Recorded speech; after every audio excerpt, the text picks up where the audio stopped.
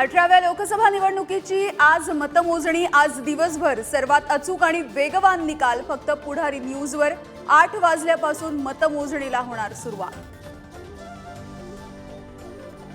अब की बार कुणाचं सरकार? मोदी विजयाची हॅट्रिक करणार की इंडिया आघाडी बाजी पलटणार? संपूर्ण देशाची उत्कंठा वाढली।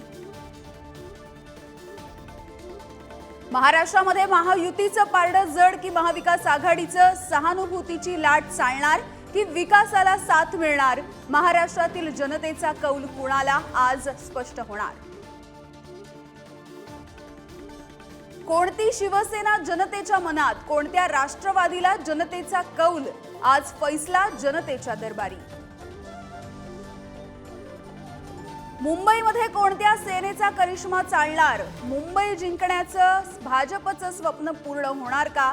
देशाचे डोळे मुंबईच्या निकालाकडे।